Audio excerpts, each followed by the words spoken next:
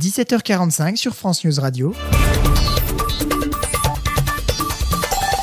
L'information avec Léandre Patron. Bonsoir à tous et bienvenue dans ce flash d'information.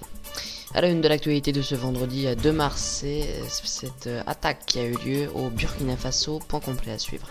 La neige et les pluies verglaçantes ont encore semé la pagaille ce matin sur le pays, notamment dans les Alpes, on en parle dans ce journal.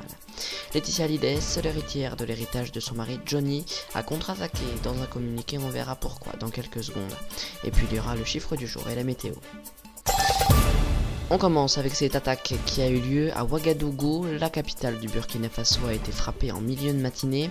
Plusieurs hommes ont tiré et ont provoqué des déflagrations. L'état-major burkinabé et l'ambassade française ont été touchés. Il y aurait une trentaine de morts selon les sources sécuritaires françaises.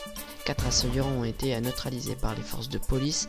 Les attaques se sont terminées vers 14h15. Le chef de l'État Emmanuel Macron s'est tenu informé de la situation et une cellule interministérielle a été mise en place. Plus d'informations sur ce sujet sur notre site internet infotv.fr.nf. Ce matin, plusieurs autoroutes ont été fermées dans les Alpes en raison de la neige qui est tombée alors que c'était imprévu. La pluie verglaçante a aussi frappé les routes alpines. Conséquence, de nombreux véhicules ont été bloqués sur des routes impraticables. Les poids lourds ont été aussi interdits pendant de longues heures. La situation s'est bien améliorée cet après-midi. En bref, on l'a appris en milieu d'après-midi, 4 skieurs sont morts dans une avalanche qui s'est déroulée dans les Alpes-Maritimes. Il y a eu aussi un blessé. La veuve du rocker Johnny Hallyday, Laetitia, seule héritière de l'ensemble de son patrimoine, a répondu aux insinuations qu'il accuse de manipulation et menacé de poursuivre en diffamation celles et ceux qui remettent en cause la véracité des dernières volontés de Johnny. Le président catalan destitué Carles Puigdemont a renoncé ce jeudi soir à briguer la présidence catalane, assurant cependant qu'il défendrait la cause de sa République partout, y compris en saisissant le Comité des droits de l'homme de l'ONU. Le chiffre du jour, c'est 2300, c'est le nombre de civils tués dans des attaques terroristes en Afghanistan en 2017. C'est la fin de ce flash d'information. Prochain rendez-vous, c'est demain soir pour le JT numéro 26. Bonne soirée et à demain.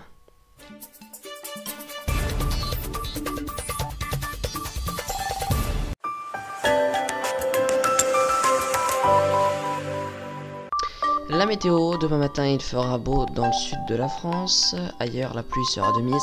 L'après-midi le soleil sera présent aussi dans le Grand Est.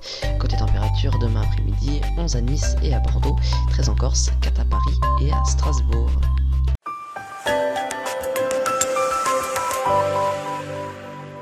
Retrouvez-moi tous les samedis à 18h pour le JT, au programme de l'information, mais aussi des rubriques comme les reportages en graphisme, la bourse ou encore la météo. Le JT, c'est votre rendez-vous d'information tous les samedis à 18h, présenté par Léandre Patron.